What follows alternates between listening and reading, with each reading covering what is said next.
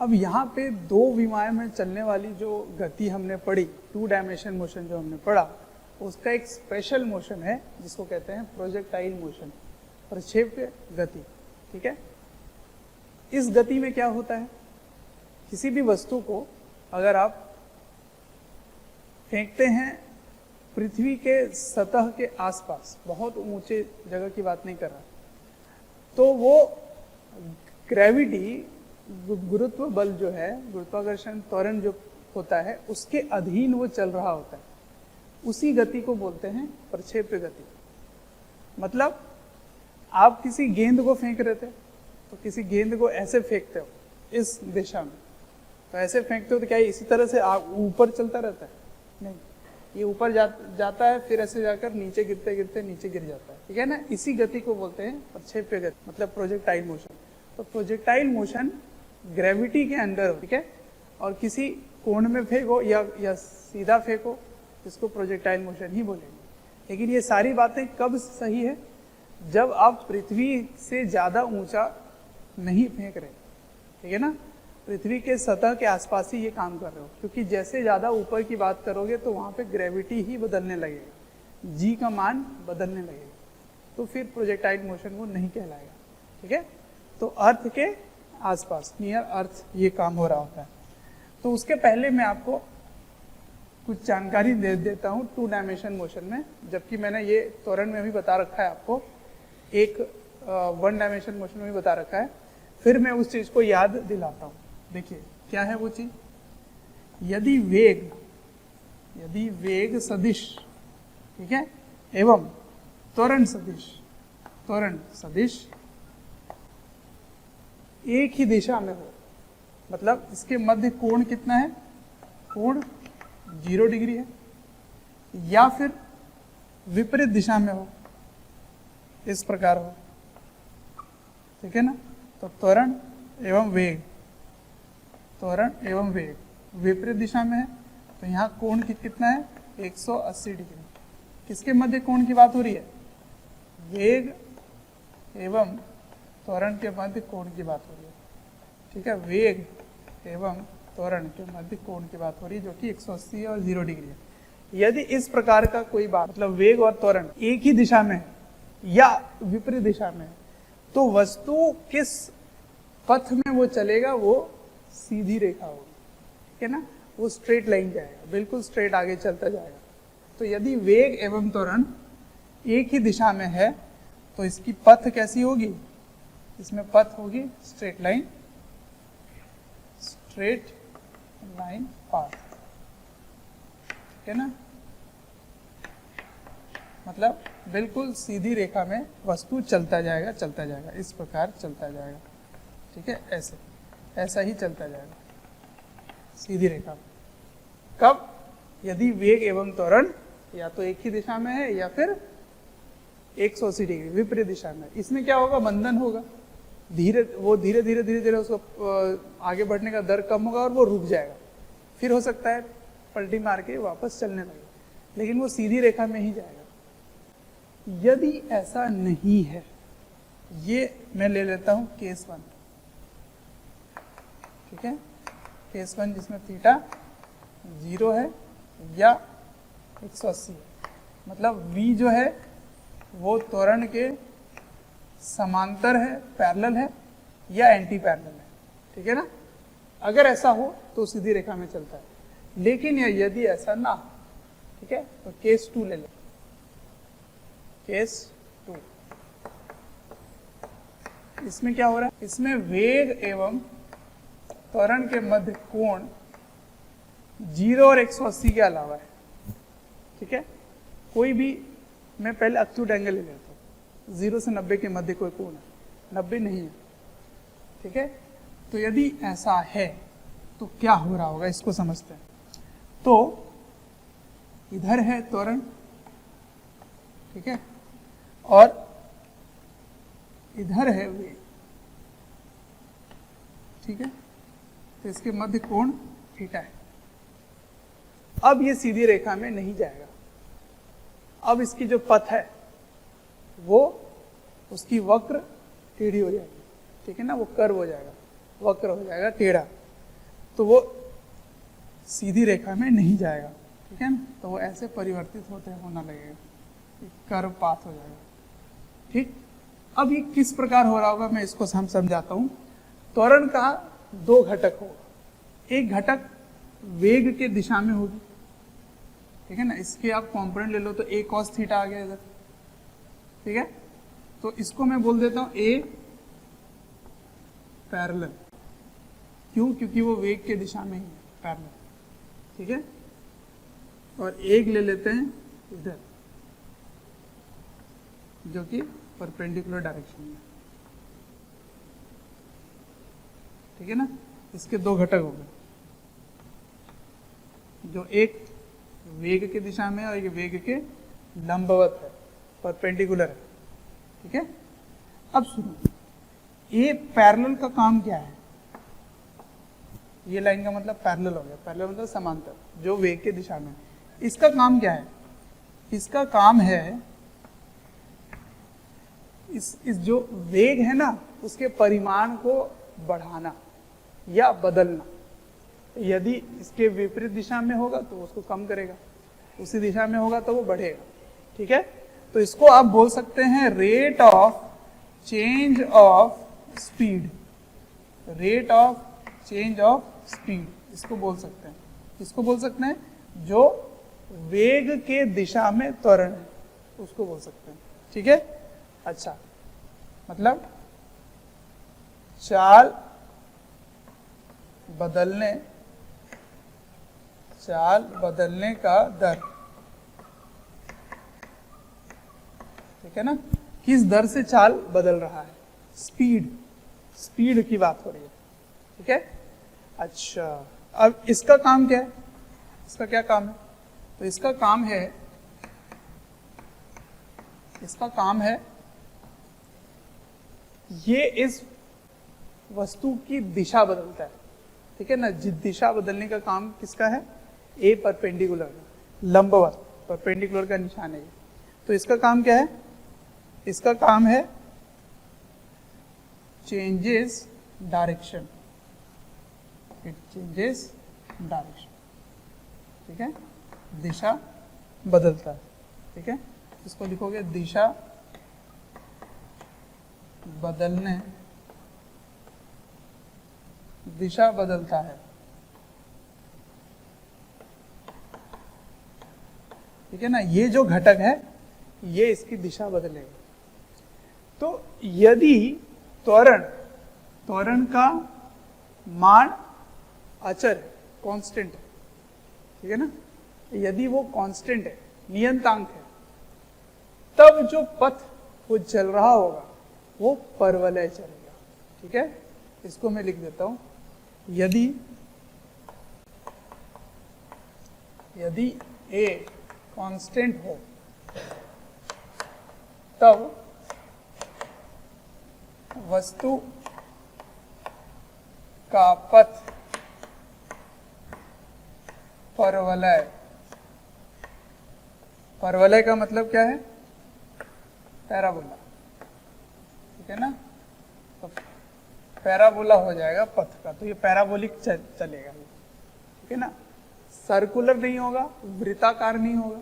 वृत्ताकार होने के लिए क्या होना चाहिए, वेग और त्वरण के मध्य 90 डिग्री होना चाहिए, मतलब सिर्फ लंबवत होना चाहिए, इधर नहीं होना चाहिए, ठीक है। अच्छा, तो पथ परवलय होता है, ठीक है ना, परवलय होता है। तो वस्तु का पथ परवलय होता है, पैराबोलिक होगा, कब, जब a कांस्टेंट होगा और उनके मध्य कोण 0 से 90 के मध्य, इनफैक्ट 90 से ज्यादा भी हो, कोई भी डिग्री हो, ठीक है ना, तो 90 नहीं होना चाहिए बस, तो उसका पथ कैसा होगा, पैराबोलिक होगा, ठीक है। पैराबोला क्या होता है, पैराबोला याद है आपको, पैराबोला इसको भी बोलते हैं और इसको भी बोलते हैं। ये कब होता है, ये y और x है, y x, ये कब होगा, जब ये y equals two plus kx है ना, ये पॉजिटिव हो गया। अब अगर इस प्रकार है, ऐसा हो जाएगा कब, जब y नेगेटिव होगा, ठीक है। अच्छा, ये कब होगा, जब y रूट एक्स के प्रोपोर्शनल होगा, ठीक है।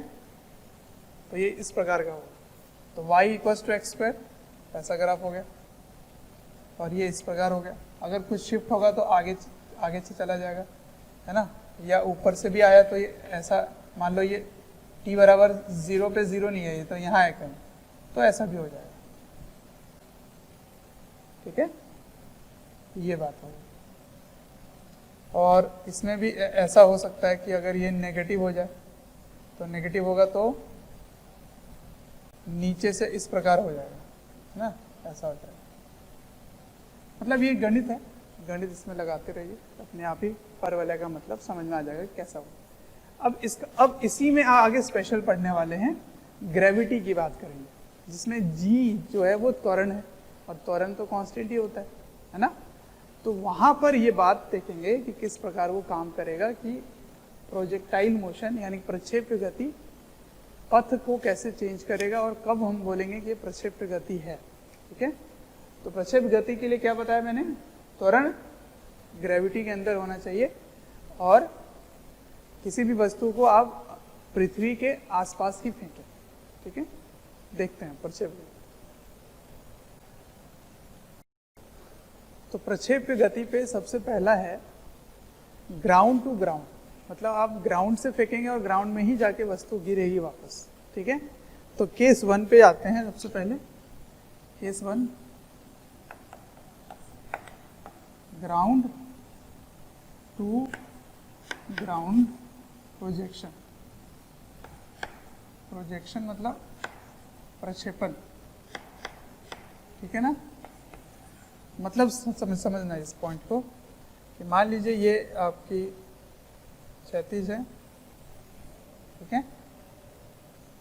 यहां से आपने एक वस्तु को फेंका ऐसे u वेग से थीटा कोण पर। तो आप जब इस वस्तु को फेंकते हैं तो आप क्या देखते हैं कि ये ऐसे जाता है, ऐसे ऊपर जाकर ऐसे गिर जाता है। तो ग्राउंड से आपने फेंका और ग्राउंड में ही जाकर वो गिर रहा है, ठीक है। तो इस प्रकार के गति को पढ़ने वाले हैं। तो देखिए, इसको पढ़ने के लिए क्या करेंगे, अक्ष में इसको विभाजित कर देंगे, ठीक है। तो देखिए, इधर वाला जो है ये हो गया x अक्ष, और इसके लंबवत एक अक्ष ले लेंगे जिसको बोलेंगे y अक्ष, ठीक है।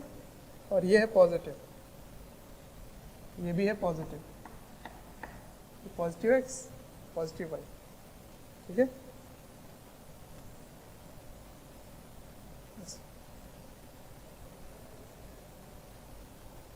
ठीक, अब सुनो, क्योंकि आप इसको गुरुत्वाकर्षण बल के अधीन ही फेंक रहे हैं, तो यहाँ ग्रेविटी इस दिशा में लग रही होगी। ये हो गया g, ठीक है। अब देखो g यहाँ भी है, और इसको आप इस जगह भी मान सकते हो, चलो यहाँ पर, यहाँ भी g होगा। तो देख रहे हो, ये वेग और g के मध्य जो कोण है वो कोण 0 डिग्री नहीं है, ना ही 180 डिग्री है। इसीलिए ये क्या हो रहा है, ये प्रोजेक्टाइल मोशन कर रहा है, और इसका जो पथ है वो कैसा है, पैराबोला है, ठीक है। तो ये परवलय है, इसकी पथ कैसी है, परवलय, ठीक है ना, मतलब पैराबोला। पैराबोला है इसकी पथ, क्यों, क्योंकि a और u के मध्य कोण 0 डिग्री नहीं है, और a कांस्टेंट है, यानी कि g कांस्टेंट है। इसीलिए ये पथ कैसी होगी, पथ जो होगी वो परवलय होगी, ठीक है। अब इसको पढ़ेंगे कैसे, देखो, इसमें दोनों ही दिशा में वस्तु चल रही है। y अक्ष में भी थोड़ा सा चेंज हो रहा है, x में भी चेंज हो रहा है, समझ आ रहा है। इधर भी बढ़ रहा है और ऊपर भी बढ़ रहा है, फिर नीचे ऊपर वाला कम हो रहा है, नीचे वाला बढ़ रहा है। तो इसका मतलब आप दो दिशा में इसको पढ़ सकते हैं, इसीलिए ये 2 डायमेंशन मोशन का स्पेशल केस है। ठीक है, प्रक्षेप्य गति जो है वो द्विविमीय गति का स्पेशल केस है। अब देखिए इसको क्या करेंगे, एक्स एक्सिस और वाई एक्सिस में अलग अलग इसको पढ़ेंगे, ठीक है ना, एक्स अक्ष वाई अक्ष। तो देखिए प्रारंभिक वेग क्या है, प्रारंभिक वेग, तो इसके 2 घटक ले लीजिए आप। इस दिशा में क्या होगा, इस दिशा में होगा u cos थीटा, और इस दिशा में क्या होगा, u sin थीटा। मैंने वेग के 2 घटक ले लिए, ठीक है। अच्छा, तो प्रारंभिक वेग क्या हुआ, प्रारंभिक वेग हो गया u cos थीटा, किधर, x अक्ष की ओर। y अक्ष की ओर प्रारंभिक वेग क्या है, तो y अक्ष की ओर है प्रारंभिक वेग, ये y एक्सिस, ये x एक्सिस। तो y अक्ष की ओर प्रारंभिक वेग क्या है, u sin theta. Thank you dear students, हमें ढेर सारा प्यार देने के लिए। डेली हजारों स्टूडेंट्स हमारे वीडियोस से लाभ उठा रहे हैं, उनको काफ़ी बेनिफिट पहुंच रहा है हमारे वीडियो लेक्चर से। आपसे एक रिक्वेस्ट है कि डिस्क्रिप्शन बॉक्स पे एक लिंक है, उस लिंक को क्लिक करें और अपनी एनरोलमेंट सुनिश्चित करें। और साथ ही जिनको स्टडी मटेरियल या फिर डाउट सेशन चाहिए वो प्रीमियम कोर्सेज के लिए भी एनरोल कर सकते हैं, ठीक है। अच्छा, एक्स अक्ष की ओर त्वरण क्या है, सारा का सारा त्वरण वाई अक्ष में, तो एक्स अक्ष में कितना है, 0। सारा का सारा त्वरण वाई अक्ष में है, किधर है, नीचे की ओर। आपने ऊपर की ओर प्लस माना है तो नीचे की ओर क्या हो गया, माइनस, तो माइनस जी रखेंगे, ठीक है। मैंने आपको बताया कि एक्स अक्ष की ओर जो भी गति हो रहा है उसका कोई भी असर वाई अक्ष की ओर नहीं होगा, और वाई अक्ष की ओर जो भी गति हो रहा है उसका कोई भी असर एक्स अक्ष की ओर नहीं होगा, क्योंकि ये जो त्वरण है इसकी कोई भी घटक एक्स अक्ष की ओर नहीं आएगी, क्योंकि ये यहाँ से तो लंबवत ही है, ये 90 डिग्री है, तो इस जी का कोई भी घटक एक्स अक्ष की ओर नहीं आएगा, ठीक है। तो अगर ऐसा है तो एक्स अक्ष की ओर त्वरण 0 हो गया। इसका मतलब आप देखिए एक्स एक्सिस में जो गति है वो किस प्रकार की गति होगी बताओ, तो एक्स अक्ष की ओर त्वरण 0 है, इसका मतलब यूनिफॉर्म मोशन होगा, एक समान गति होगा, ठीक है, यूनिफॉर्म मोशन, एक समान गति होगी। और ये कैसा है, नॉन यूनिफॉर्म मोशन है, लेकिन यूनिफॉर्मली एक्सेलरेटेड मोशन। अब एक्सेलरेटेड मोशन के बारे में आपने क्या पढ़ा हुआ, जब त्वरण कांस्टेंट हो, अचर हो, नियतांक हो, तब इसके 3 समीकरण लग सकते हैं, है ना, v बराबर u plus a T, s बराबर ut plus half A T square, v square u square 2as, ठीक है। ये सारी चीजें आप यहाँ लगा सकते हैं, और यहाँ पर यूनिफॉर्म मोशन है तो इसमें त्वरण 0 है, तो एक ही समीकरण लगेगा यहाँ पर, ठीक है।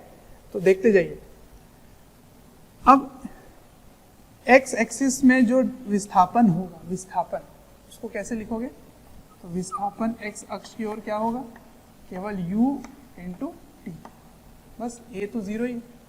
अब इधर क्या क्या लगा सकते हैं, इधर सारे समीकरण लगा सकते हैं, v बराबर u, अब ये देखो माइनस है, ठीक है ना, तो यहाँ लगेगा minus g t, v equals to u plus a t में माइनस जी टी होगा, ठीक है। तो s y अक्ष की ओर होगा, ut minus half a in the y direction, तो a y में क्या है, g है, तो जी टी स्क्वायर, ठीक है। उसके बाद क्या लिखेंगे, vy बराबर u y minus 2GS in the y direction. ठीक, तो इसको मैं नाम दे देता हूं। ये हो गया पहला समीकरण, ये हो गया दूसरा समीकरण, ये हो गया तीसरा समीकरण, ये हो गया चौथा समीकरण। ठीक है ना, 4 समीकरण है। ठीक है, तो ये सारे समीकरण लगाकर आप किसी भी वक्त कहीं पर कुछ भी निकाल सकते हैं। ठीक है, तो देखते जाइए जरा ध्यान से। कुछ चीजें जो आपको अगर पहले ही निकाल के रख लेंगे, उसके सूत्र बना लेंगे तो काफी आसान होगा आगे पढ़ना। ठीक, उनमें से एक है ये वाली दूरी को क्या बोलोगे? ये वाली दूरी को क्या बोलोगे? ये हो गया अधिकतम ऊंचाई, तो इसको एच मैक्स बोलेंगे। ठीक है, अच्छा ये वाली दूरी को क्या बोलेंगे? यहाँ से यहाँ तक के दूरी को बोलेंगे रेंज। इसको आर से लिख दिया मैंने, तो इसको क्या बोलेंगे? रेंज। रेंज का मतलब परास। ठीक है, क्षैतिज परास, क्षैतिज परास। ठीक है, और ये क्या हो गया? अधिकतम ऊंचाई। ठीक है, और उसके बाद और क्या निकालेंगे? एक समय निकालेंगे, है ना, समय। तो उड्डयन काल उसको बोलते हैं, समय को क्या बोलते हैं? उड्डयन काल। तो ये सारी बातें अब हम पढ़ने वाले हैं, एक एक करके सभी का सूत्र निकालेंगे, एच मैक्स का, रेंज का, ठीक है ना, समय का, उड्डयन काल वगैरह सब कुछ निकालेंगे। इसको अब लिखते हैं। चलो, तो सबसे पहले निकालना है time of flight. Time of flight का मतलब क्या होता है? उड्डयन काल। उड्डयन काल क्या है? कितने समय तक वो वस्तु हवा में है ना, जब से आपने फेंका और जब वो वापस पहुंच चुका है अपने जहां तक पहुंचना था, तब तक वो हवा में रहा, तो उसी को बोलते हैं उड्डयन काल, टाइम ऑफ फ्लाइट। ठीक है, इसको कैपिटल टी से लिखेंगे। ये क्या है? उड्डयन काल। उड्डयन काल। अब उड्डयन काल के लिए आप देखिए, यहाँ पर t बराबर 0 पे यहाँ था और t बराबर t पर ये यहाँ पहुंच गया। ठीक है, t बराबर t पर यहाँ पहुंच गया। तो जब आप देखेंगे तो y यानी कि विस्थापन y दिशा में 0 हो रहा है। कब? जब t का मान कैपिटल T है। सही है, तो जो समीकरण हमने लिखा, उस समीकरण में वो समीकरण लिखो जिसमें y दिशा में विस्थापन और समय का समीकरण है, वो लिखना है। तो कौन सा लिखोगे? ये Sy बराबर uy t minus half ay t square. ठीक है ना, तो यहाँ क्या लिखोगे? जब समय उड्डयन काल है, उस समय विस्थापन 0 है। ठीक है ना, तो यहाँ क्या लिखोगे? 0 बराबर uy का मान क्या है? u sin theta t minus half gt square. ठीक है, तो यहाँ से एक बार t कॉमन लोगे तो एक 0 हो जाएगा, एक चीज तो 0। हाँ सही बात है, t बराबर 0 पे हो वहाँ। और दूसरा क्या आएगा? दूसरा आएगा t बराबर, ये 2 चल गया इधर, तो 2u sin थीटा बटा g, ये आ गया। ठीक है, तो इसको आपको सूत्र बनाकर याद कर लेना है। तो समय उड्डयन काल क्या होगा? उड्डयन काल होगा 2u sin theta by g। याद करो, मैंने आपको बताया था कि जब आप किसी वस्तु को ऐसे ऊर्ध्वाधर फेंकते हो ऊपर, तो उसका समय काल क्या होता है? उसका भी उड्डयन काल क्या होता है? समय कितने देर तक वो हवा में रहता है, वापस आपके हाथ में कब आएगा? तो उसका आंसर था 2u बाई जी। यहाँ पे u की 2 घटक हो गए, u cos theta, u sin theta. तो केवल u sin थीटा ही यहाँ पे निर्भर कर रहा है। इसका मतलब अभी भी वही सूत्र है, सिर्फ वो वाला u ले रहे हो जो लंबवत है। ठीक है ना, तो इसको आप इस प्रकार भी याद रख सकते हो कि ये है 2uy बाई जी, ठीक है ना। वाई दिशा की ओर जो वेग था, प्रारंभिक वेग, उसी से उड्डयन काल आता है, ठीक है। अच्छा, अब समय पता चल गया। अब निकालते हैं अधिकतम ऊंचाई, ठीक है, एच मैक्स, अधिकतम ऊंचाई, मैक्सिमम हाइट। तो मैक्सिमम हाइट को मैंने लिखा है एच मैक्स, ठीक है, और ये है अधिकतम ऊंचाई, अधिकतम ऊंचाई।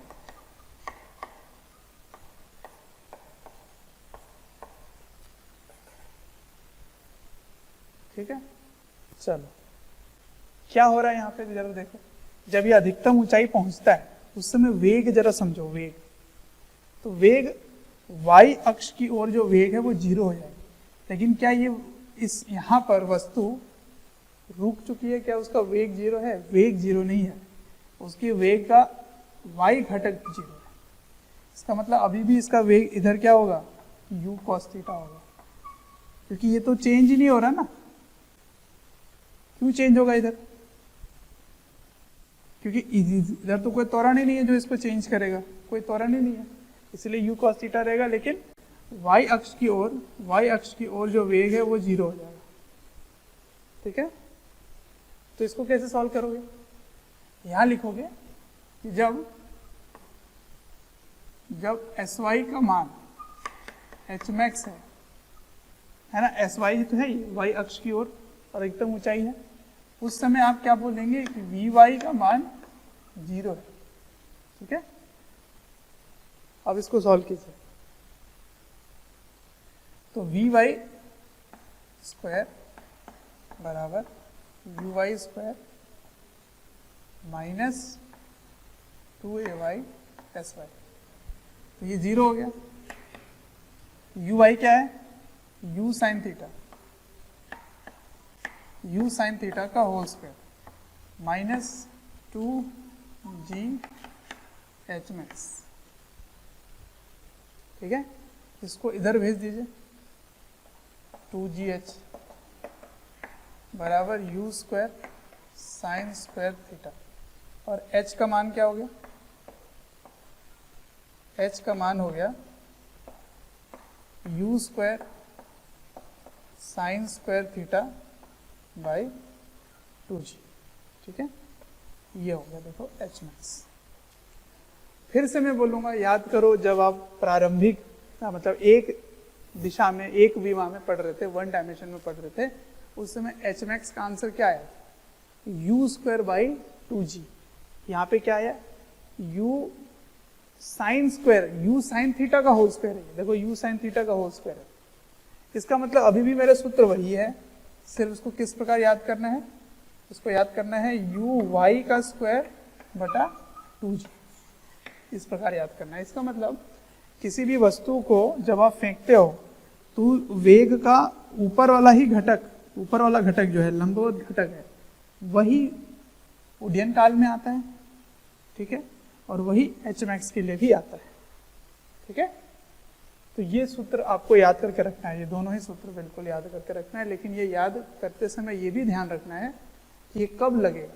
ये लगेगा जब ग्राउंड से ग्राउंड का प्रोजेक्शन हुआ है, मतलब अगर आप क्षैतिज में फेंक रहे हैं, हॉरिजॉन्टल फेंक रहे हैं, तो हॉरिजॉन्टल में जहां फेंके वो हॉरिजॉन्टली वहीं पहुंच गया, तभी तो sy 0 होगा। मैंने क्या किया, यहाँ पे sy 0 लिया और समय का मान ले लिया, उस समय जो समय खर्च हुआ है वही समय उड्डयन काल हुआ।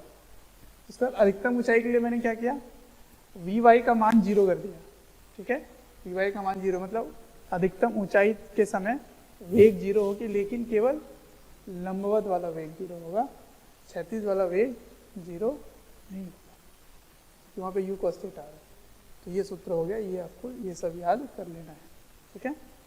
अब इसमें मैं अगला निकाल के दिखाऊंगा आपको, ये रेंज क्या होगी, ये परास क्या होगा, ठीक है ना। ये परास, क्षैतिज परास, तो यहाँ से यहाँ की दूरी ये ज्ञात करना है। तो आप खुद से ट्राई कीजिए क्या होना चाहिए। इस दिशा में आपको क्या निकालना है? विस्थापन निकालना है। तो इस दिशा में वेग क्या है? u cos theta. क्या कोई त्वरण है इधर? नहीं है, तो इसका मतलब आप लिखोगे केवल स्पीड इनटू टाइम, मतलब u cos theta into time, time कितना खर्च हुआ तो इतना खर्च हुआ, उड्डयन काल वाला समय, तो उसको इससे गुणा करोगे और निकालो क्या आ रहा है, लिखो। तो अगला है क्षैतिज परास, ठीक है ना, हॉरिजॉन्टल रेंज। तो नंबर 3 हॉरिजॉन्टल रेंज।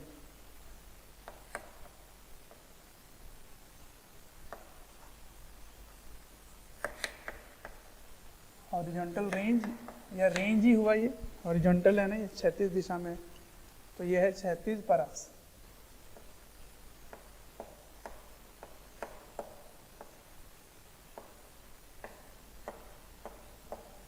क्षैतिज परास, ठीक है, ये निकालना है। तो देखिए ये रेंज कैसे निकालोगे, तो ये इस दिशा में आपको केवल दूरी निकालना है, तो कैसे लिखेंगे, तो जब समय का मान उड्डयन काल है, उस समय x दिशा की ओर जो आपने दूरी तय किया है वही क्या कहलाएगा, रेंज, ठीक है ना। तो यहाँ आते आते समय कितना हो गया, t बराबर t हो गया, ठीक है। तो ये चीज हो गया परास।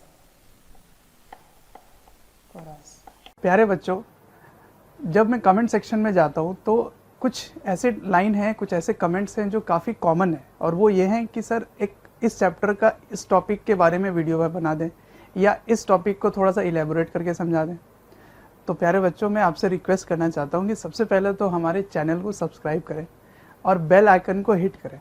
इससे क्या होगा कि कोई भी नोटिफिकेशन आप मिस नहीं करेंगे।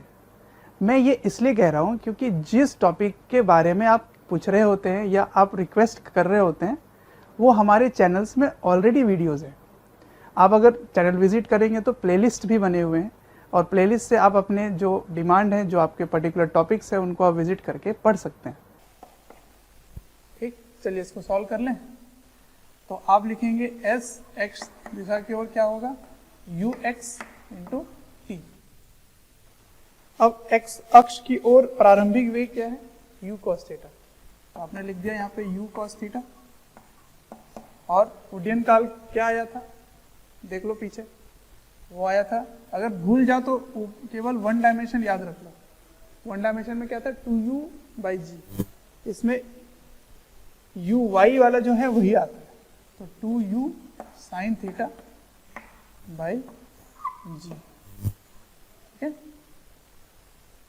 देखो इसको अब इसको सॉल्व भी कर सकते हैं आगे, कैसे लिखेंगे देखिए ध्यान से, u स्क्वायर हो गया, ठीक है, ये हो गया u square.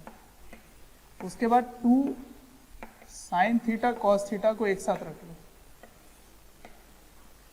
2 sin theta cos theta. तो इसके जगह क्या लिख सकते हैं आप,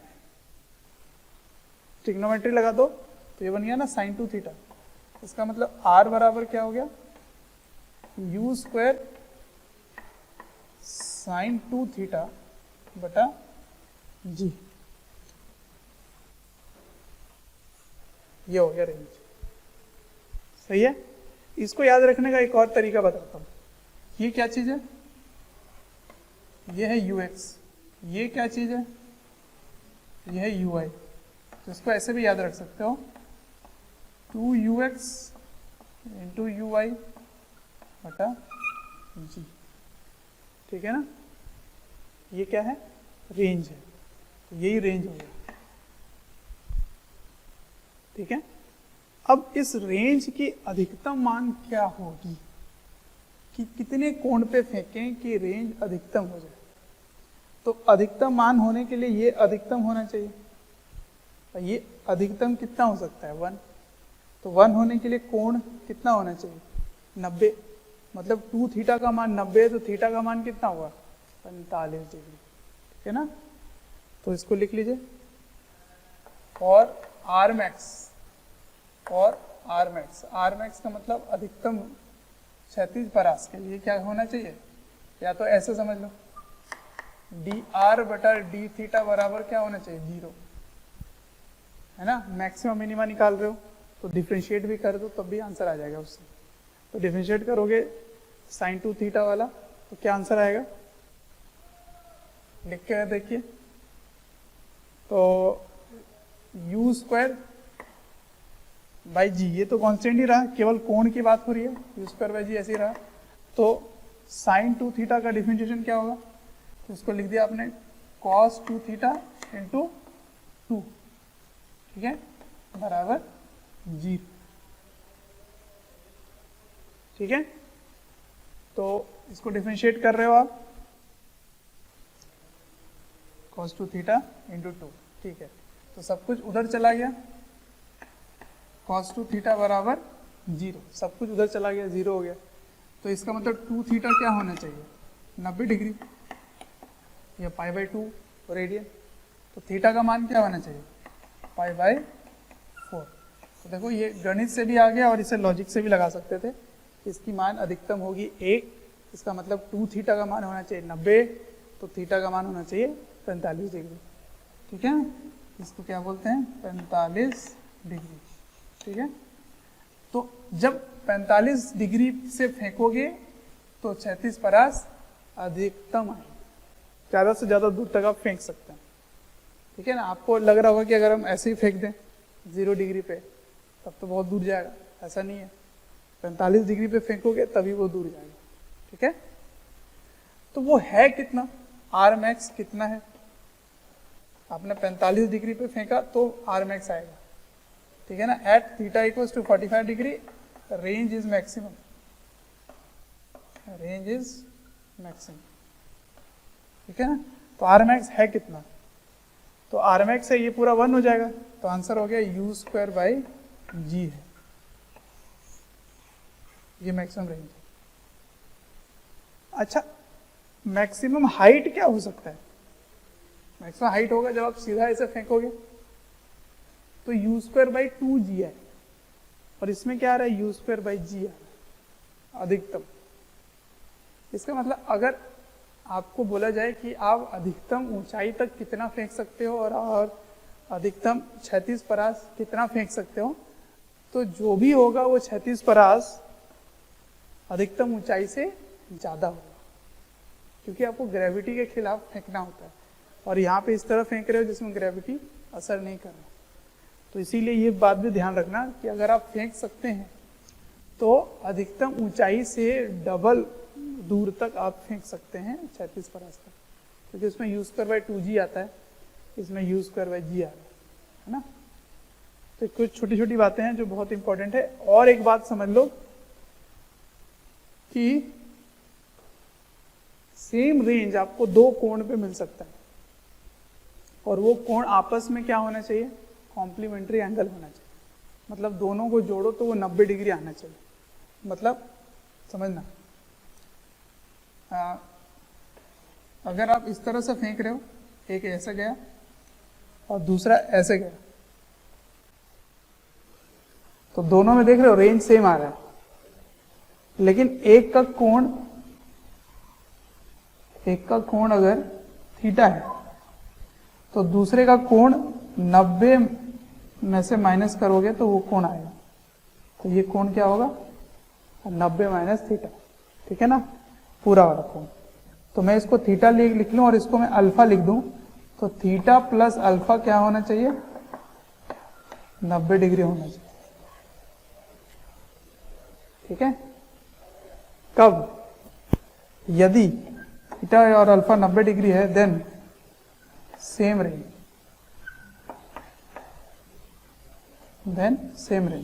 रेंज समान आएगा, ठीक है ना, दोनों ही कोण में। एग्जाम्पल बताता हूं मैं आपको, यदि आपने 30 डिग्री पे फेंका है तो वही रेंज आएगा जो 60 डिग्री पे आप फेंकोगे, तो 30 डिग्री और 60 डिग्री में समान 36 परास आपको मिलेगा। क्यों, क्योंकि देख रहे हो दोनों जोड़ोगे तो 90 डिग्री आ रहा है, तो कोई भी 2 कोण जिसको जोड़ने पे 90 डिग्री आए उन दोनों ही कोण पे आपको 36 परास बराबर मिलेगा, समान मिलेगा, ठीक है ना। तो सेम रेंज आपको मिलता है यदि ये बात होती है, ठीक है। ये बहुत ही इंपॉर्टेंट है, छोटी छोटी बातें हैं जो इंपॉर्टेंट है, ठीक है, इसको नोट डाउन कीजिए। अगला हमें देखना है कि किसी भी क्षण वेग क्या होगी, ठीक है। तो मैं मान लेता हूं कि फिर से इस प्रकार से ऐसे चल रहा है, ठीक है ना। तो मैं किसी भी t समय पर वेग निकालना चाहता हूं, है ना। तो वेग इस प्रकार है, ये वेग, ठीक है। तो इसके दो घटक होंगे, एक घटक इधर, एक घटक इधर, ठीक है ना, ऐसे। तो इसके वी वाई मान लो, ये वी वाई हो गया और ये हो गया वी एक्स, ठीक है ना, ये हो गया वी एक्स।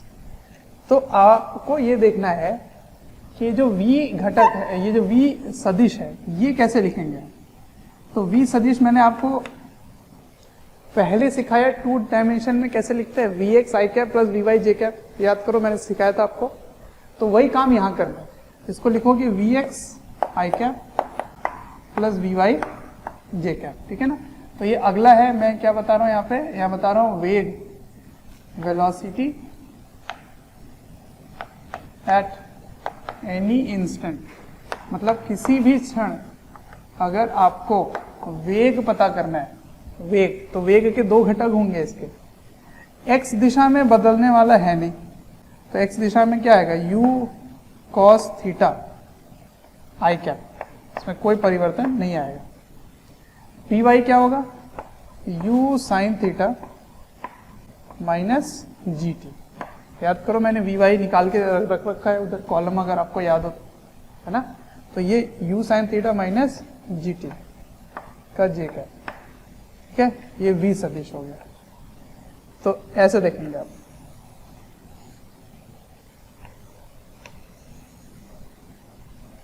ठीक है। अब सुनो, यदि मैं आपसे ये जानना चाहता कि v सदिश क्षैतिज से कितने कोण बना रहा है, ये 5, तो कैसे बताओगे आप। तो tan फाई को क्या लिखोगे, tan फाई लिखोगे वी वाई बटा वी एक्स, वी वाई बटा वी एक्स, ठीक है ना। अब वी वाई कैसे लिखेंगे, u sin theta minus g T बटा वी एक्स, वी एक्स क्या होगा, u cos थीटा, ठीक है ना। ये हो गया tan फाई। फाई क्या है बताओ, फाई है कोण, कहां से, कोण है जो v सदिश क्षैतिज से बना रहा है, यानी कि हॉरिजॉन्टल से क्षैतिज से, ठीक है ना। तो अगर v सदिश पूछा जाए कि ये जो कोण है, थीटा नहीं है, ये फाई है, मैंने थीटा लिख दिया गलती में, फाई, थीटा तो ये वाला थीटा है ना, यहां से जो आपने फेंका था वो वाला थीटा है, सही है, ऐसे ये u है यहाँ पे, ठीक है। अच्छा, यदि आपसे इसका परिमाण पूछा जाए, मैग्नीट्यूड क्या होगा, तो मैग्नीट्यूड कैसे लिखोगे, मैग्नीट्यूड बराबर रूट के अंदर u cos थीटा का whole square plus u sin theta minus g t का होल स्क्वायर, ये हो गया इसका परिमाण, ठीक है ना। इसी को बोल देंगे स्पीड, बोलेंगे इसको, क्या बोलेंगे, गति, चाल हो गया, स्पीड हो गया, ठीक है। वेग नहीं है, वेग अगर बोला जाए तो ये होगा वेग, क्लियर है यहाँ तक। तो ये हो गई बात, अगर किसी भी क्षण वेग पूछा जाता तो, है ना, तो वेग पूछा।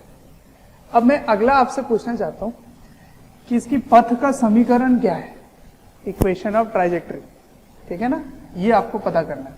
तो अगला है इक्वेशन ऑफ ट्राइजेक्टरी,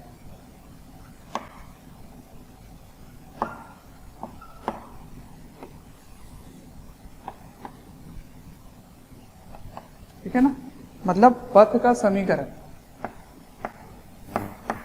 पथ का समीकरण, ये भी बहुत इंपॉर्टेंट है, इसको निकाल कर रख लेते हैं, ठीक है, ये भी एक इंपॉर्टेंट था। तो क्या करना होता है, याद करो जरा फिर से, x और y के बीच संबंध निकालना होता है और t को हटाना होता है। तो मैंने क्या लिखा था, मैंने लिखा था x दिशा में क्या आया था, x दिशा में विस्थापन u x इंटू टी, किसी भी t समय की बात हो रही है। तो x दिशा में जो विस्थापन है ना, वही x कोऑर्डिनेट है, ठीक है ना। और यू एक्स क्या है, you cos theta into T. तो यहां से टी क्या लिख सकते हैं आप, टी लिख सकते हैं एक्स बटा यू कॉस थीटा। यही होता है ना संबंध। काम क्या करना होता है, x में से या y में से किसी में से t को निकालना है और दूसरे में t को रख देना है ताकि t खत्म हो जाए और x और y के बीच संबंध आ जाए। अच्छा, और sy क्या लिखे थे, uyt minus half gt square, ये लिखे थे। यहां से t लेना है और यहां रख देना है, तो uy क्या हो गया, uy हो गया y, सॉरी sy हो गया y, uy क्या हो गया u sine theta into T minus half gt square. ठीक है बच्चों, अगर हमारे वीडियोस आपको पसंद आते हैं, आपको हमारी जो मेहनत है वो आपको अच्छी लगती है, तो आप हमारे वीडियोस को ज़रूर लाइक करें और शेयर करें। शेयर इसलिए मैं करने बोल रहा हूँ क्योंकि आपके शेयर करने से ज़रूरतमंद बच्चों तक ये वीडियोस पहुँच सकता है, जिनको एक पर्टिकुलर टॉपिक काफ़ी वीक लग रहा है या एक ऐसा चैप्टर है जिसके बारे में एक पर्टिकुलर टॉपिक उनको अच्छे से पढ़ना है, तो उन तक पहुँच सकता है ये। अंत में मैं आपसे यही कहना चाहूँगा कि आपके स्नेह, अफेक्शन, प्यार देखकर हमारी पूरी मोशन की टीम काफ़ी मोटिवेटेड है आपको क्वालिटी कंटेंट देने के लिए। अब यहाँ पर t को हटाना था और t का मान क्या रखना है, ये इसको यहाँ रखो, देखो क्या आ रहा है।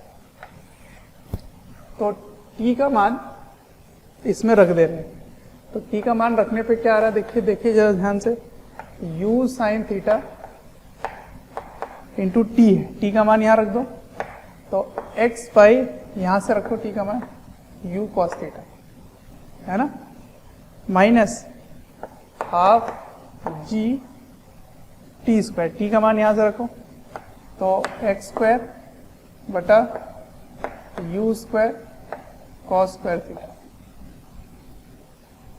क्लियर है। अब देखते जाओ, यू कट जाएगा, ठीक है, तो साइन थीटा बटा कॉस थीटा क्या हुआ, टेन थीटा, तो y बराबर एक्स टेन थीटा माइनस, इसको या तो नीचे रखो या ऊपर भी ला सकते हो, कोई भी एक, तो इसको लिख लिया आपने, तो इसको लिख सकते हो जी एक्स स्क्वायर, इसको ऊपर ला सकते हो या नीचे रख सकते हो, कोई बड़ी बात नहीं है। तो ऊपर लाओगे तो ये क्या बन जाएगा, सेक स्क्वायर थीटा बटा 2 यू स्क्वायर, ठीक है ना। तो इसको आपको याद रख लेना, इसको याद कर लो, ठीक। अब इसको अलग अलग फॉर्म में निकाल के रख लेते हैं। देखिए ये तो पहला हो गया, पहला तरीका। दूसरा तरीका देखिए, मैं x tan थीटा इनमें से कॉमन ले लेता हूं, कॉमन मतलब बाहर निकाल लेते हैं उसको, तो क्या आएगा देखिए, x tan थीटा को आपने बाहर ले लिया, तो यहां तो यही ले लिया, तो यहां बचा 1, और एक x आप बाहर ले लिए और एक tan थीटा बाहर ले लिए, तो tan थीटा बाहर लेना मतलब tan थीटा से भाग दे देना, तो tan थीटा से भाग देने का मतलब क्या हुआ, साइन और कॉस हो गया, है ना। समझना, बात को समझना।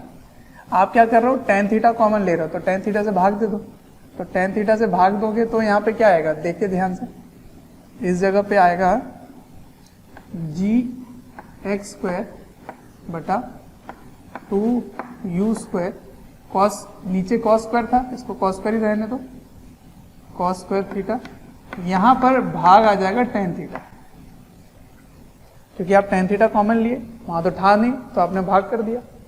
अभी tan थीटा को क्या लिख सकते हैं, साइन थीटा बटा कॉस थीटा, ठीक है, ये लिख सकते हैं।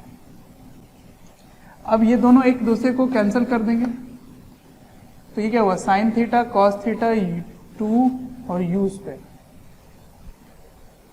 इस जी को भी नीचे ले आइए, ठीक है, इस जी को नीचे ले आते हैं, तो अच्छा यहाँ से तो एक x बाहर आ चुका है, x आपने कॉमन लिया तो एक x कम हो गया।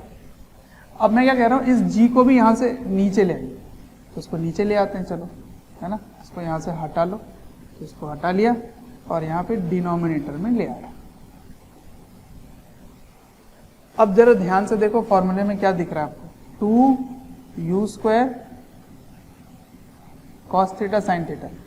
2u² sin theta cos theta क्या होता है, बोलो क्या होता है? ये तो रेंज होता है, 2u² sin theta cos theta by G, ये तो रेंज होता है, परास होता है ना। इसका मतलब इसको क्या लिखा जा सकता है, इसको लिखा जा सकता है y बराबर x tan theta 1 minus x by r,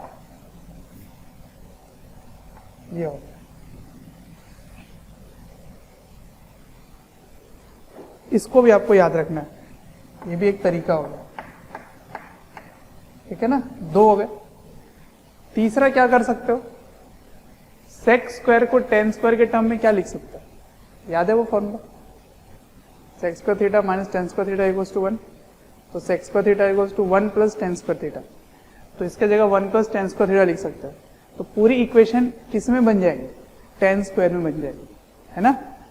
तो यहाँ पे 10 होगा, यहाँ पे टेन स्क्वायर, मतलब पूरी इक्वेशन 10 में आ जाएगी। 10 में क्वाड्रेटिक भी हो सकता है, तो वो भी एक तरीका है, वो भी एक फॉर्म है जिसको आपको याद रखना होगा। तो ये सब छोटे छोटे फॉर्मूले हैं जो काफ़ी इंपॉर्टेंट हैं, क्वेश्चंस में यूज होते हैं, ठीक है। तो मैं लिख दूँ, इसको लिख देता हूँ जो मैं बोल रहा था। तो यहाँ पर ऐसे लिख सकते हो कि put sec square theta equals to 1 plus tan square theta, तो ये क्या हो जाएगा, y बराबर x tan theta minus G X square 1 plus tan square theta बटा 2u², ठीक है ना। तो टेन स्क्वायर थीटा सब पूरा देखो 10 में बन गया ये इक्वेशन, ठीक है। ये रेंज है, इस प्रकार है, ठीक है। चलिए, अच्छा यहाँ बच्चों एक और बात मैं बताना चाहूंगा आपको कि देखिए यहाँ जो x है, ये x का कोफिशिएंट नेगेटिव है, देखिए x स्क्वायर का कोफिशिएंट नेगेटिव है, तो y x स्क्वायर का फलन बन रहा है और यहाँ पर एक ऋणात्मक बात, इसका मतलब x स्क्वायर है तो ये एक परवलय बनेगा, ये बात तो सत्य है, तो ये पैराबोलिक हो गया। लेकिन इससे मुंह किधर खुलेगा, तो नीचे की ओर खुलेगा, ऐसे, ठीक है ना। तो इसीलिए इसका जब भी आप किसी वस्तु को फेंकते हैं तो ग्रेविटी के नीचे ये परवलय पथ में जाता है, और ये इसमें आप गणित से भी देख पा रहे हैं, ठीक है। तो ये बड़ा इंपॉर्टेंट पॉइंट है, इसको आप नोट डाउन कर लीजिए। तो ये सारे सूत्र काफी इंपॉर्टेंट थे। अब जो भी सूत्र निकाल चुके हैं उनके बीच संबंध स्थापित करते हैं, क्योंकि कुछ कुछ सवाल ऐसे होते हैं अगर आपको वो रिलेशन याद है तो काफी आसान हो जाता है सवाल सॉल्व करना। जिसमें सबसे पहला है कि रिलेशन बिटवीन क्षैतिज परास ये है रेंज एंड एच मैक्स, ठीक है ना। इनके बीच में एक रिलेशन निकाल के रख लेते हैं, संबंध निकाल लेते हैं। तो देखिए r का मान क्या आया था, याद है आपको, r का मान आया था u² sin 2 theta by G, ठीक है। और h का मान क्या आया था, h का मान आया था u² sin square theta by G, है ना। अब इसको r को h से भाग दे दो, ठीक है। तो r क्या हुआ देखिए जरा, u² sin 2 थीटा, तो sin 2 थीटा मतलब sin थीटा cos थीटा और एक 2 और आएगा, तो इसको भाग दे दो, और इसका g भी नीचे है, इसको भाग दो इससे, तो u² sin square theta by G, तो ये g और g कट गए, u² कट गए, और sin थीटा और sin थीटा कट गए। तो क्या आ रहा है देखो जरा, हाँ एच मैक्स सही है, u² बाई 2g, सॉरी यहाँ 2 होगा ना, नीचे में 2 होगा, तो q²/2g, इसका 2 यहाँ पर होगा, तो ये 2 चल गया ऊपर, तो ऊपर आके क्या बनना 4, ठीक है ना। और ये कॉस आ गया नीचे, तो साइन बाय कॉस क्या बन गया जी, tan थीटा। तो r/h क्या आ रहा है 4/tan थीटा, ठीक है। अब इसको क्या लिख सकते हैं, इस प्रकार लिख सकते हैं, ठीक है ना। यदि कोई ऐसा सवाल पूछा जाए कि r यदि n टाइम्स h है तो कितना होगा 10, ठीक है। देखो अगर अब मैं सवाल पूछता हूँ, अगर ये याद है देखना कितने अच्छे आसान होना शुरू हो जाएगा। क्वेश्चन है, यदि आप किसी वस्तु को इस प्रकार फेंक रहे हैं कि रेंज जो है वो मैक्सिमम हाइट का n टाइम्स आ गया, n 2 हो सकता है, 3 हो सकता है, 4 हो सकता है, कुछ भी हो सकता है। तो यदि रेंज का मान NH है तो बताए कि थीटा क्या होगा, कितने थीटा में फेंकें, कितने कोण में फेंकें कि अधिकतम ऊंचाई का n टाइम्स रेंज आ जाए, और n का मान दिया रहेगा सवाल में।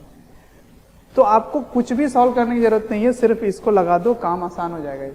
क्या लिखोगे यहाँ पे, इसको इस प्रकार सॉल्व करना शुरू करेंगे आप। r/h बराबर 4/tan थीटा, तो यहाँ r की जगह ये लिखोगे NH/h बराबर 4/tan थीटा, तो h और h हो गया कैंसिल। तो tan थीटा का मान क्या आ रहा है, tan थीटा का मान आ रहा है 4/n, ये आ रहा है। इसका मतलब थीटा कितना आ रहा है, tan इनवर्स 4/n।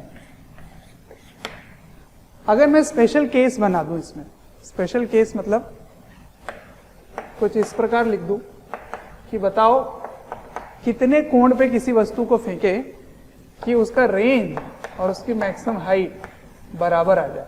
यदि r बराबर h है तो थीटा का मान क्या होगा, तो थीटा का मान हो जाएगा tan इनवर्स 4, ठीक है। तो tan इनवर्स 4 पे यदि किसी वस्तु को फेंकोगे तो उसका अधिकतम ऊंचाई और क्षैतिज परास दोनों बराबर आएंगे, ठीक है। तो ये सूत्र छोटे मोटे हैं जो काफी इंपॉर्टेंट है, ठीक है। अगला सूत्र मैं आपको बताता हूं, फिर से एक संबंध स्थापित करेंगे, दिखते हैं। अब जो अगला संबंध है वो संबंध है उड्डयन काल और अधिकतम ऊंचाई के मध्य संबंध है, ठीक है ना। उड्डयन काल यानी कि टाइम ऑफ फ्लाइट। तो टाइम ऑफ फ्लाइट आपको याद है क्या आया था, तो टाइम ऑफ फ्लाइट आया था 2u sin थीटा बटा g, ठीक है ना। और h मैक्स तो यही है। यहां से मैं u sin थीटा निकालता हूं। u sin थीटा का मान क्या होगा बताइए, u sin थीटा का मान होगा gt/2, gt/2 ये u sin थीटा। इस u sin थीटा को यहां रख दो, ठीक है ना। u sin थीटा को यहां रखो और देखो क्या आता है। तो h बराबर u sin theta, u sin theta का होल स्क्वायर है ना। इसको कैसे लिखोगे, u sin थीटा का होल स्क्वायर बटा 2g, ठीक है। अब यहां से इसका मान रख दो,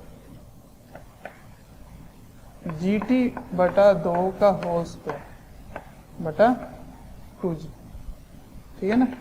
तो ये क्या बना, g² t² बटा 4 दूना 8g, ठीक है।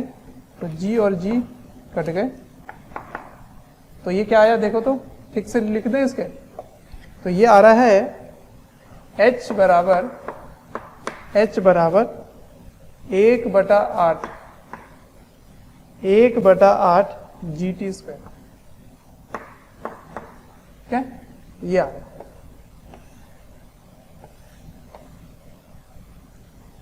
या फिर उल्टा तरह से लिखो तो t क्या आएगा, t आएगा 8h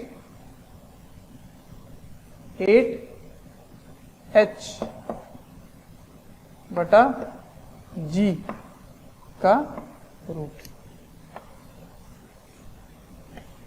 ठीक है ना। तो ये दोनों ही सूत्र याद रख लीजिए, छोटे मोटे हैं, काफी काम आ जाते हैं। ये h का मतलब क्या है, अधिकतम ऊंचाई, t का मतलब क्या है, टाइम ऑफ फ्लाइट। तो इसके मध्य एक संबंध पहले से मैंने डिराइव करके रख लिया है, ताकि कभी ये दिया जाए तो ये निकाल लो, ये दिया जाए तो ये निकाल लो, ठीक है ना। चलो फिर से आगे बढ़ते हैं एक और संबंध की तरफ। तो मैंने आपको एक बात बताया था कि क्षैतिज परास दो अलग अलग कोण पर मिल सकता है, जिसमें दोनों कोण के बीच संबंध क्या है कि दोनों को जोड़ोगे तो वो 90 डिग्री आना चाहिए, ठीक है। तो वो किस प्रकार आया था, जरा मैं फिर से बना देता हूं। देखिए ध्यान से, यहां पर अगर इस प्रकार आपने फेंका है किसी वस्तु को ऐसे, ठीक है, तो एक को फेंका आपने u वेग से फेंका है, ठीक है। तो इसके लिए जो रेंज आया वो इस प्रकार आया। फिर आपने एक और फेंका इधर से,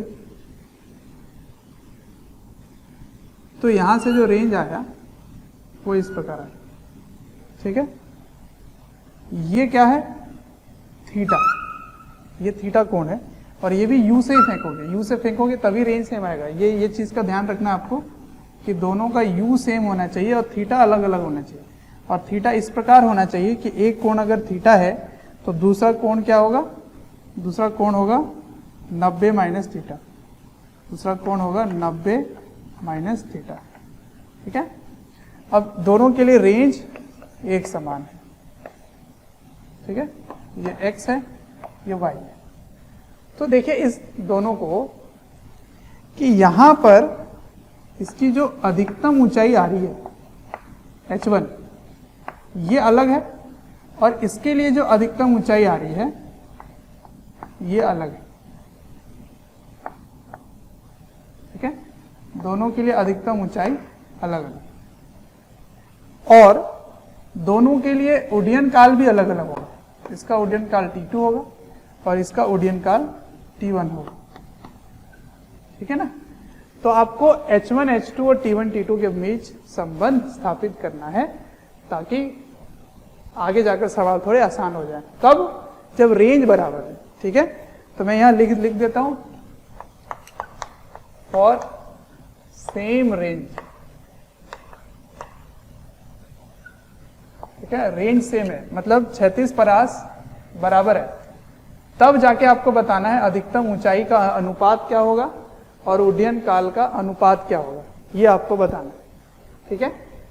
तो h1 और t1, तो t1 बताइए पहले क्या लिखेंगे आप, t1 लिखेंगे 2u sine theta by g, ठीक है।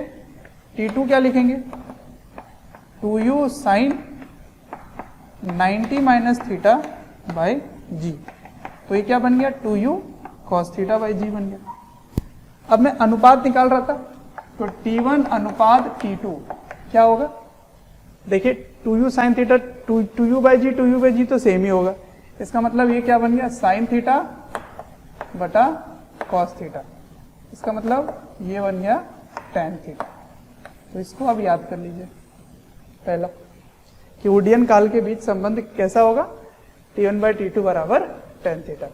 दूसरा संबंध h1 एवं h2 के मध्य, तो h1 का मान क्या होगा बोलो, h1 होगा u square sine square theta by G, और h2 क्या होगा, u square sine 90 minus theta का होल स्क्वायर बाई जी, ठीक है ना, u स्क्वायर बाई 2g होता है। तो ये बना u square cos square theta by 2g। अब दोनों का अनुपात निकालिए, h1 बटा h2 क्या आएगा, वही चीजें u square by 2g, u square 2g cancel हो जाएंगे, तो यहां बचेगा साइन स्क्वायर थीटा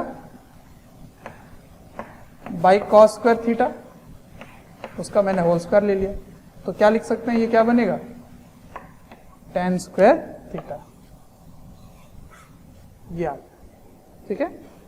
अच्छा, मैं एक और रिलेशन निकालना चाहता हूं, जरा देखिए ध्यान से कि रेंज क्या है।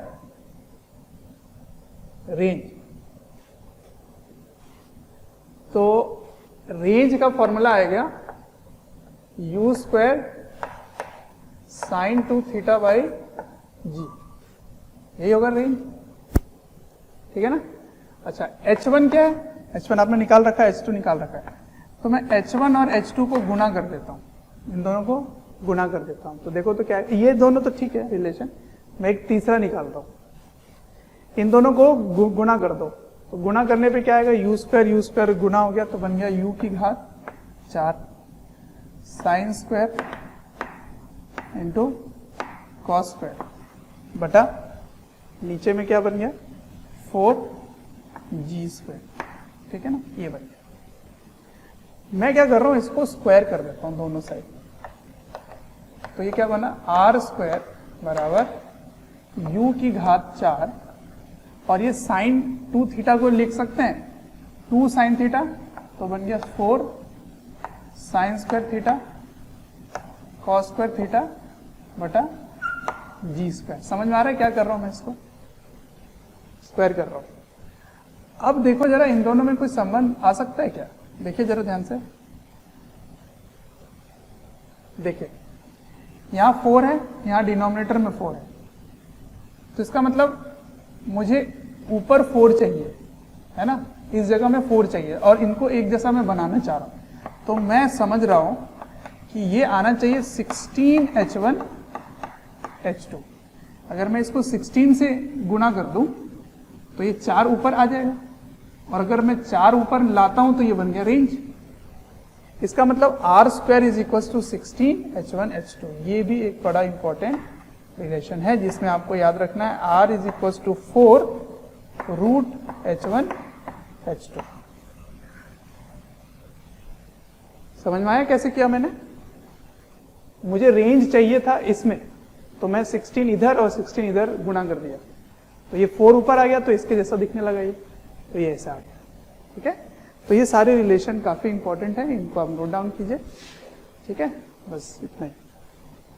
कोई भी चैप्टर या वीडियोस आपको डिटेल में ईयर लॉन्ग वाले वीडियोस चाहिए और काफ़ी डिटेल में वीडियोस आपको चाहिए, तो आपको एक नंबर दे रहा हूँ, टोल फ्री नंबर है, आप इनको कॉल करें और डिटेल में आप बात कर सकते हैं और पूछ सकते हैं। नंबर है 1800 2121 799।